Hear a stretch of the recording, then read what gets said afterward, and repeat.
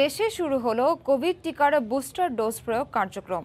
উদ্বোধনী দিনে booster dose নিয়েছেন সরকারের গুরুত্বপূর্ণ 5 মন্ত্রীসহ কমপক্ষে 30 নাগরিক। অ্যাপ উপযোগী করার পরপরই এসএমএস এর মাধ্যমে ষাটোর্ধ্ব নাগরিক ও ফ্রন্টলাইনারদের ধাপে ধাপে জানিয়ে দেওয়া হবে বুস্টার ডোজ নেয়ার তারিখ। তবে টিকার কোনো সংকট হবে না বলে জানান নীতি নির্ধারকরা। জয় বাংলা। রুনু ভেরোনিকা কস্তার জয় বাংলা ধ্বনিতে আবারও দেশের কোভিড টিকা কার্যক্রমে নতুন মাইলফলক, যার মাধ্যমে হয়েছিল দেশে কোভিড টিকা প্রয়োগের শুরু। কুর্মিটোলা জেনারেল হাসপাতালের সেই নার্সের দেহে প্রয়োগের মাধ্যমে শুরু হয় বুস্টার ডোজের যাত্রাও।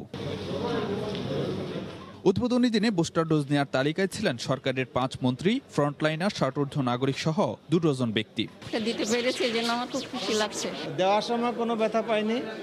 সপ্তাহের মধ্যে আমাদের প্রস্তুতি সম্পন্ন হবে। প্রস্তুতি সম্পন্ন হলেই আমরা টিকা দেওয়া শুরু করব এবং সেই ক্ষেত্রে আমরা যেভাবে দিয়েছি আগেও এসএমএস এর মাধ্যমে, এখনো এসএমএস এর মাধ্যমেই সবাইকে জানানো হবে।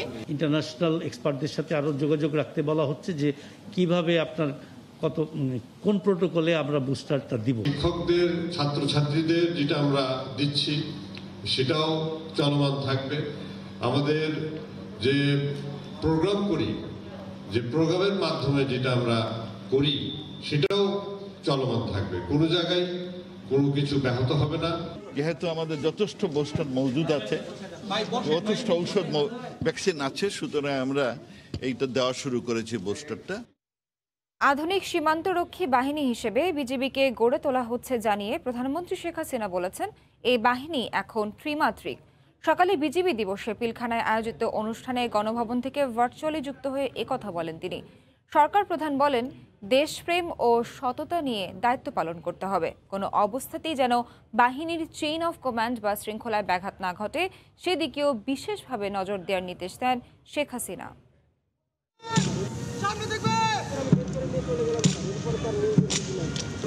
বর্ডার গার্ড বাংলাদেশ বা বিজিবি সীমান্ত সুরক্ষায় নিয়োজিত 200 বছরের বেশি পুরনো এই আধা সামরিক বাহিনী। সময়ের পরিক্রমায় সংস্কারের নানা পথ অতিক্রম করে এই বাহিনীটি এখন পরিণত হয়েছে ত্রিমাত্রিক ও প্যারামিলিটারি হিসেবে। প্রতি বছরের ধারাবাহিকতায় এবারও বিজিবি দিবস উপলক্ষে রোববার সকালে সদর দপ্তর পিলখানায় ছিল বর্ণাঢ্য কুচকাওয়াজের আয়োজন। গণভবন থেকে ভার্চুয়াল মাধ্যমে এতে যোগ দিয়ে সালাম গ্রহণ করেন প্রধানমন্ত্রী শেখ হাসিনা।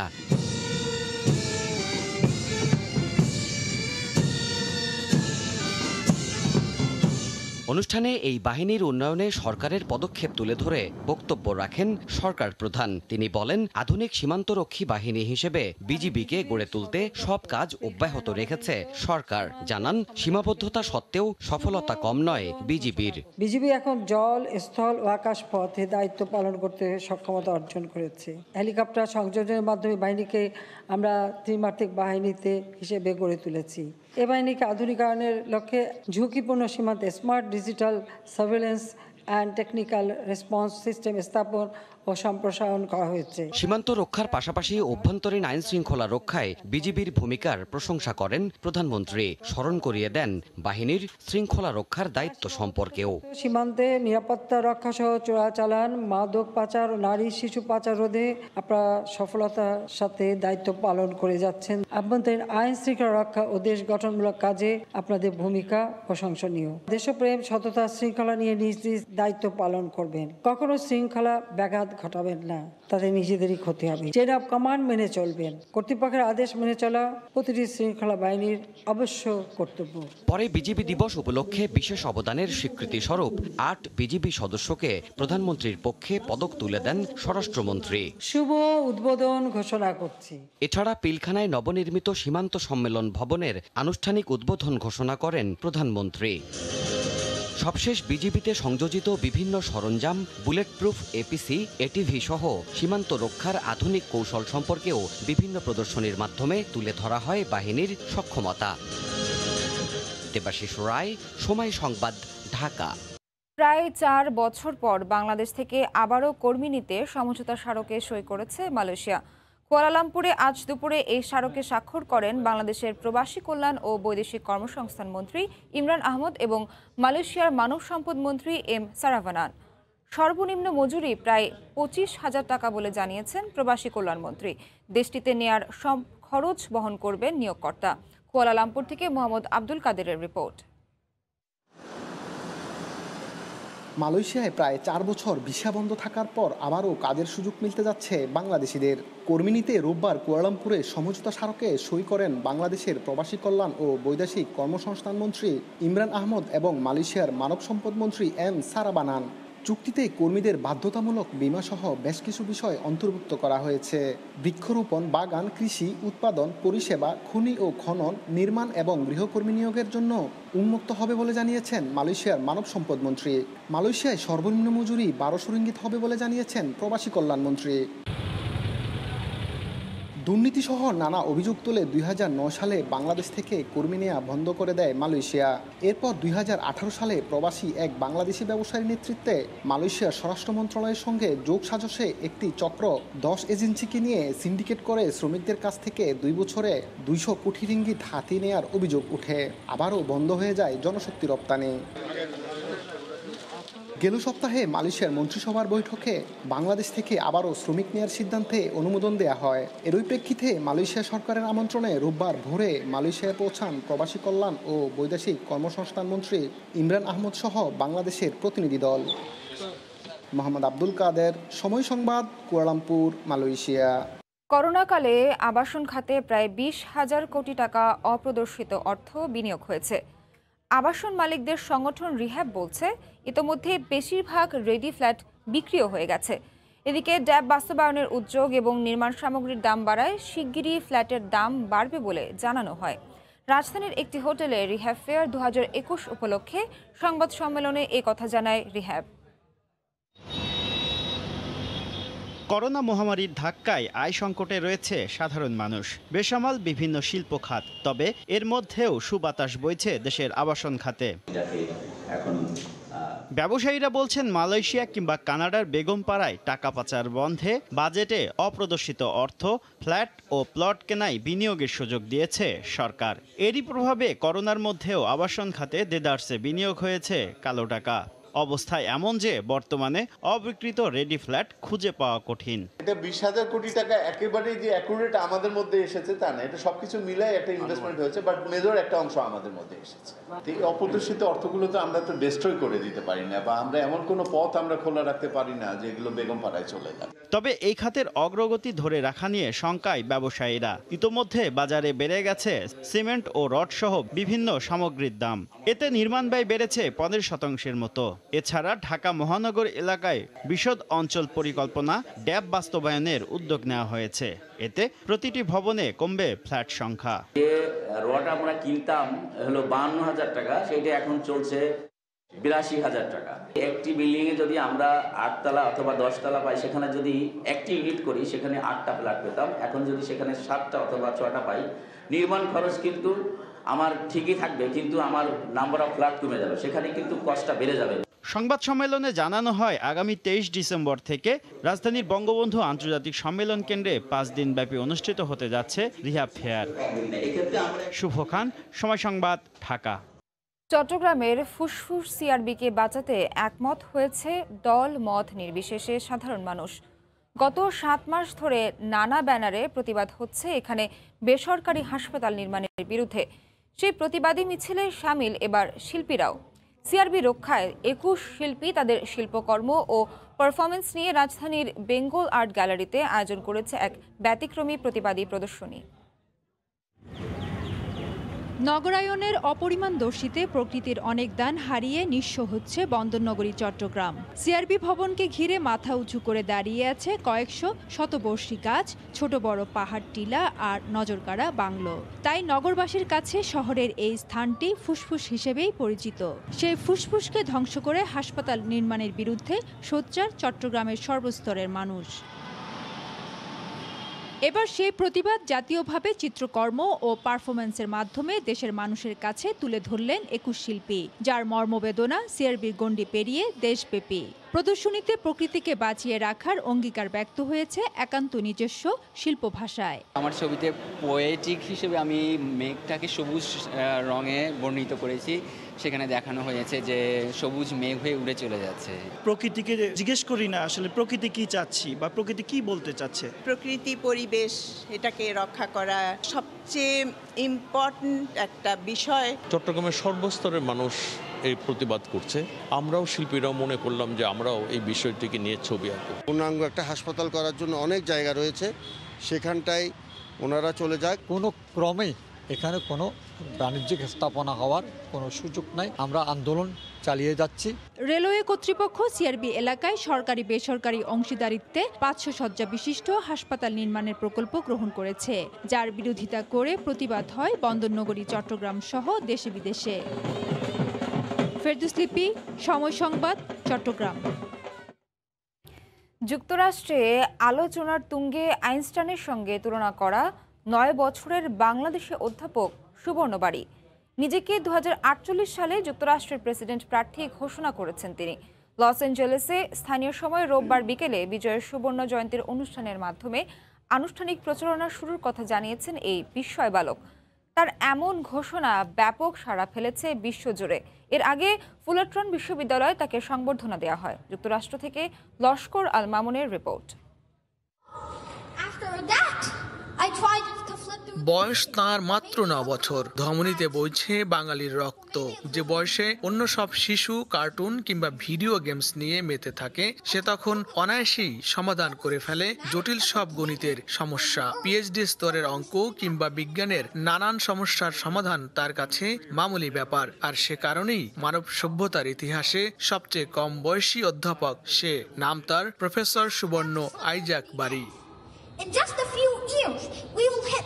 স্থানীয় সময় শনিবার ক্যালিফোর্নিয়া ফুলারটন বিশ্ববিদ্যালয়ে তাকে দেয়া হয় এক সংবর্ধনা। এ সময় বিরল এই ক্ষুদে প্রতিভাবানের বক্তব্য গভীর মনোযোগ দিয়ে শোনেন বিশ্ববিদ্যালয়ের শিক্ষক, শিক্ষার্থী, মার্কিন নাগরিক ও প্রবাসী বাংলাদেশিরা। সুবর্ণ আইজাক বাড়ির মাধ্যমে বিশ্বের কাছে আবার বাংলাদেশিরা পরিচিত হবে।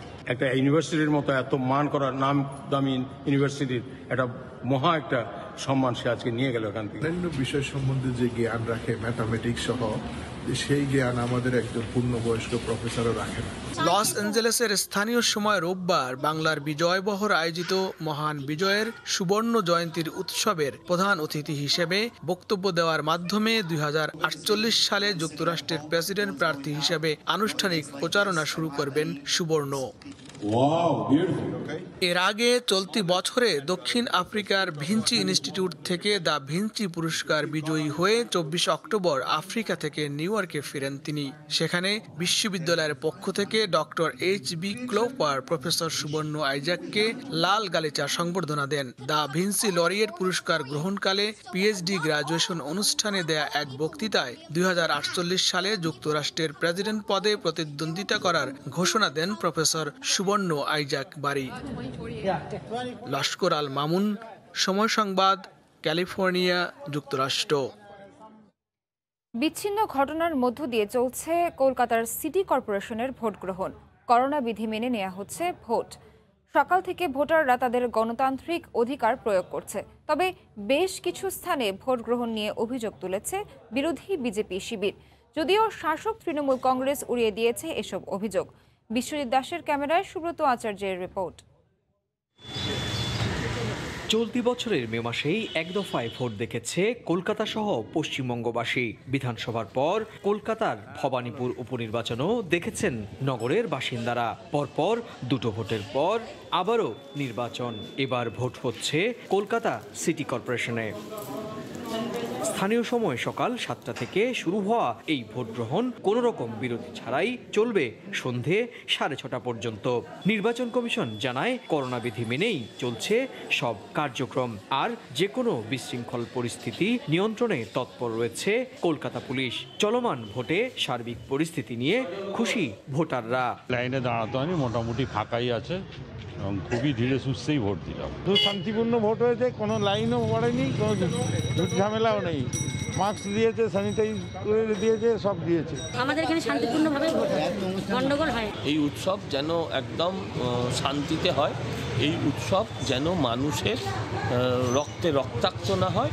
এই উৎসব গণতন্ত্রের সর্বশ্রেষ্ঠ উৎসব। সমস্ত নেতৃবৃন্দ, কর্মীরা অক্লান্ত পরিশ্রম তারা করেছে, মানুষ ভোট দিয়েছে, যা কথা বলছে তাতে আমি বুঝতে পারছি যে উন্নয়নের পক্ষে ভোট দিচ্ছে। এদিকে নির্বাচন কমিশনের কাছে ভোটের প্রথম ৫ ঘন্টায় ১০০রও বেশি অভিযোগ জমা পড়েছে। বিধানসভা ভোটে যেরকম দীর্ঘ লাইন দিয়ে ভোটাররা তাদের গণতান্ত্রিক অধিকার প্রয়োগ করেছিলেন, কলকাতা কর্পোরেশন নির্বাচনে সেই চিত্রটি কিন্তু দেখা গেল না। টানা 3 দিনের ছুটিতে বিশ্বের দীর্ঘতম সমুদ্র সৈকত কক্সবাজারে প্রায় 400 কোটি টাকার ব্যবসা হয়েছে। পাশাপাশি চলতি বছর রেকর্ড সংখ্যক পর্যটকের সমাগম ঘটেছে এখানে। হোটেল কর্তৃপক্ষ বলছে, নিরাপত্তা বাড়ানো গেলে আরও বেশি ভ্রমণে আগ্রহী হবেন বিনোদন প্রেমীরা। আর ভবিষ্যতে নানা অব্যবস্থাপনা দূর করতে সবাইকে সমন্বিতভাবে কাজ করার পরামর্শ চেম্বার কর্তৃপক্ষের। সুজাউদ্দিন রুবেলের রিপোর্ট। এবার বিজয় দিবস ও সাপ্তাহিক মিলে টানা 3 দিনের ছুটিতে কক্সবাজারে ছুটে আসেন 5 লাখের বেশি ভ্রমণ পিপাসু। সাগরের নীল জলরাশিতে মেতে ওঠেন তারা।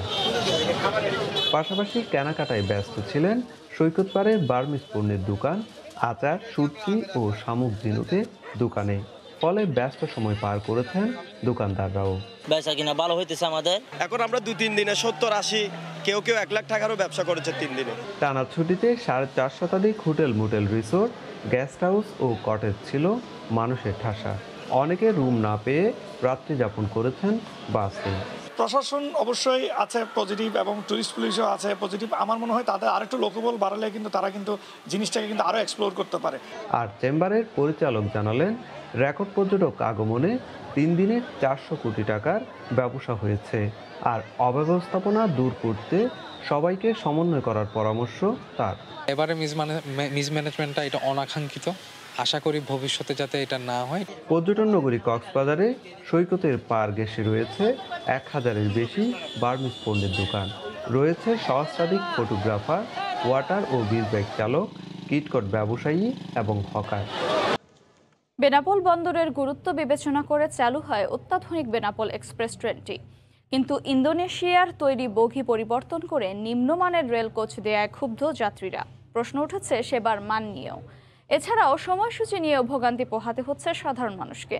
রেল কর্তৃপক্ষের দাবি, সমস্যা সমাধানে ঊর্ধ্বতন কর্তৃপক্ষকে জানানো হয়েছে। বেনাপোল থেকে আজিজুল হকের পাঠানো তথ্য ছবি নিয়ে রিপোর্ট। 2019 সালে ইন্দোনেশিয়ার তৈরি অত্যাধুনিক রেল কোচ দিয়ে বেনাপোল ঢাকা এক্সপ্রেস ট্রেনটি যাত্রা শুরু করে। তবে করোনায় দীর্ঘ 8 মাস বন্ধ থাকার পর আবারও ট্রেনটি চালু হয় ভারতের তৈরি নিম্নমানের বগি দিয়ে। নেই আগের মতো সেবা ও সুবিধাও, এমন অভিযোগ যাত্রীদের। ভাঙাচোরা নড়বড়া বগি দিয়ে কোনোরকম জোড়াতালি দিয়ে বেনাপোল এক্সপ্রেসকে আবার নতুন রূপে আনা হয়েছে। এই ট্রেনটির ভেতরে যে অ্যারেঞ্জমেন্ট, মানে really we are very sad. Toilet নাই ভালো, বসার জায়গাগুলি ভালো না। আমরা চাই আমাদের এখানে যেটা ছিল ওটাই ফিরে আসুক। সঠিক সময় এই ট্রেনগুলো প্ল্যাটফর্মে এসে পৌঁছে না। এখানে অনেক ইয়ার্ড দরকার, বাট যেটা তুলনামূলক চাহিদা আছে সেই ইয়ার্ডগুলো নাই। স্টেশন মাস্টার বলছেন, বিষয়টি ঊর্ধ্বতন কর্তৃপক্ষকে জানানো হয়েছে। আগে যে ইন্দোনেশিয়ান র্যাক দ্বারা বেনাপোল রুটে যে আন্তনগর ট্রেন চলতো সেটি চালুর দাবি জানিয়েছে, যাহা আমি ঊর্ধ্বতন কর্তৃপক্ষকে ইতিমধ্যে জানিয়েছি। বেনাপোলের যারা ব্যবসায়ী এবং যারা পাসপোর্ট যাত্রী যাতায়াত করেন, এসি পর্যন্ত সেখানে খারাপ। এই অবস্থায় আসলে মানুষ যাতায়াতের অনুপযোগী একটি ট্রেনকে অনতিবিলম্বে আবার সেই নতুন ট্রেন যাতে ফেরত পেতে পারি সেই আহ্বান। ঢাকা রুটে বেনাপোল এক্সপ্রেস খুলনা থেকে বেতনা এক্সপ্রেস ও খুলনা বেনাপোল কলকাতা রুটে বন্ধন এক্সপ্রেস চলাচল করে। সময় সংবাদ, বেনাপোল। বিজয়ের মাসে নগরবাসীকে শৃঙ্খলাবদ্ধ পরিবহন ব্যবস্থা উপহার দিতে 26 ডিসেম্বর থেকে চালু হচ্ছে ঢাকা নগর পরিবহন। 50টি বাস নিয়ে ঘাটারচর কাঁচপুর পর্যন্ত চালু হবে বাস রুট রেশনালাইজেশন কার্যক্রমের প্রথম ধাপ। নগর ভবনে সবার শেষের সিদ্ধান্তের কথা জানানো হয়। বিজয়ের মাসে রাজধানীর বুকে সবুজ রঙের বাস দিয়ে শুরু হতে যাচ্ছে বাস রুট রেশনালাইজেশনের কার্যক্রম। 26 ডিসেম্বর বিআরটিসি সহ 7টি প্রতিষ্ঠানের বাস দিয়ে প্রকল্পের উদ্বোধন করবেন সড়ক পরিবহন ও সেতুমন্ত্রী। ঘাটারচর থেকে মতিঝিল হয়ে সাইনবোর্ড কাঁচপুর পর্যন্ত এই যাত্রাপথে আমাদের পাইলটিং, যেটা নমুনা হিসেবে আমরা শুরু করব ইনশাআল্লাহ আগামী 26 ডিসেম্বর। আমাদের মাননীয় সড়ক পরিবহন ও সেতুমন্ত্রী, যদিও তিনি অসুস্থ, তিনি সশরীরে না পারলেও তিনি ভার্চুয়ালি 26 ডিসেম্বর সকাল 10টাতে তিনি এটা শুভ উদ্বোধন ঘোষণা করবেন। রোববার সন্ধ্যায় বাস রুট রেশনালাইজেশন কমিটির এক সভায় বলা হয়, শুরুতে ঘাটারচর থেকে মতিঝিল হয়ে কাঁচপুর রুটে চলবে বাসগুলো। ই টিকিট সিস্টেমে কিলোমিটার প্রতি ভাড়া নির্ধারণ করা হয়েছে 2 টাকা 15 পয়সা। ভাড়া হচ্ছে পার কিলোমিটারে 2 টাকা 15 পয়সা। আগের যে প্রজ্ঞাপন আছে সেটি রাখা হয়েছে। এই রুটে পুরাতন কোনো বাস না চললেও অন্য রুটের মাধ্যমে সমন্বয় করা হবে পুরাতন বাসগুলোর। ড্রাইভারদের দেওয়া হবে নির্দিষ্ট পোশাক। প্রকল্পের বাসগুলো থামবে নির্ধারিত যাত্রী ছাউনি ও টার্মিনালে। ডাম্পিংয়ের ব্যবস্থা করা হয়েছে মাতুয়াইলে। কাজেই ফিটনেস নিশ্চিত করতে হবে বলে জানিয়েছেন দক্ষিণের মেয়র ফজলানুর তাপস। মালিক পক্ষ থেকে সব ধরনের সহায়তা দেওয়া হবে বলে জানিয়েছেন ঢাকা সড়ক পরিবহন মালিক সমিতির সাধারণ সম্পাদক খন্দকার এনায়েতুল্লাহ। আমাদের পক্ষ থেকে আমরা সর্বপ্রকার সহযোগিতা দিয়ে আসছি এবং কোন বিষয়ে সহযোগিতা করবেন, এই যে রোড ফ্রাঞ্চাইজির ব্যাপারে। নগরবাসীকে পরিকল্পিত পরিবহন সেবা দিতে খুব শিগগিরই এই প্রকল্পের অধীনে সকল রুটে পরিবহন ব্যবস্থা চালু করা হবে। জাওয়াদন্তু, সময় সংবাদ, ঢাকা।